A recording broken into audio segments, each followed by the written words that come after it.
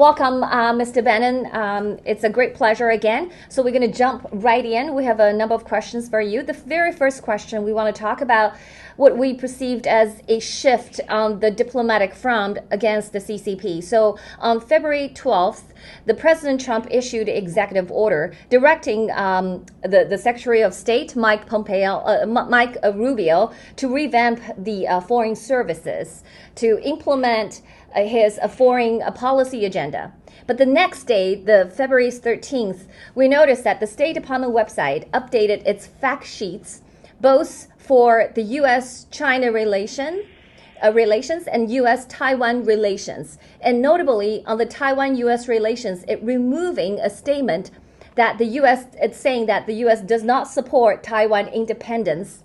So, and it also revised the U.S.-China relationship fact sheets, replacing PRC with CCP. So we wanted to ask you, what are your thoughts on these significant alterations to the long-standing U.S. stance on Taiwan and what the implications to CCP?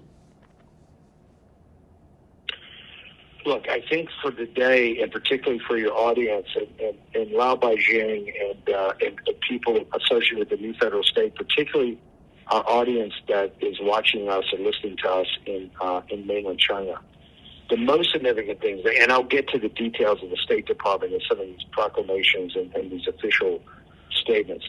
The most important thing today is to watch what's happening in Washington, D.C. There are two important things that are happening. Number one, Zelensky is there to sign a basically, minerals deal, but essentially to bring to an end the Ukrainian war. And the reason that it's happening is a predicate to an overall rapprochement between the United States and Russia is to take Russia out of the strategic alliance with the Chinese Communist Party. In addition, last night, the Mexican government turned over 29 of the capos, of the capo regimes, the leaders of 7 different Mexican drug cartels, who are the partners of the CCP in Mexico in the fentanyl business. So these are two massive strategic blows to the Chinese Communist Party. President Trump's actions, every action he's taken to date, is to take away the strategic power of the Chinese Communist Party on the Eurasian landmass, and also to stop the unrestricted warfare of the CCP against the United States. The Mexican drug cartels and the fentanyl crisis being the second opium war that they're running against the United States, or a chemical warfare attack that's killing 100,000 of our citizens. You couple that with Ukraine, which President Trump wants to bring peace to Ukraine immediately so he can begin an overall relationship, or an overall what I call rapprochement with Russia, specifically to turn Russia away from its influence with the Chinese Communist Party. That's, as you know, the strategic alliance that knows no bounds. The beginning of the end of that is today with Zelensky and Ukraine there. And that's why it's so important. And President Trump understood, right? This is why he was going to put the 25% tariffs on Mexico next Tuesday, that the tariffs were critical to start to end the chemical war. Now, at the State Department, I think the most important thing I would tell people to look at is the executive order he signed last week that restricts U.S. investments into any Chinese company that's associated with military technology. I think this is very important. It's the first time I've seen really using capital markets to shut down the CCP. So if you look at, number one, Ukraine, which is leading to a deal with Russia, and to break them up and make them closer of a partner to the United States against the CCP.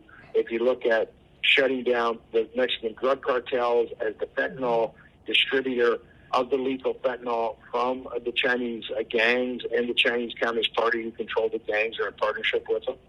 And if you look at the executive order signed, really stopping the financing of Chinese companies, particularly in military and in advanced technology, I think that's huge. Now, I will tell you, I don't like the fact that he's taken that Marco Rubio, who's the most anti-CCP of all the cabinet members. I mean, Marco Rubio is anti-CCP.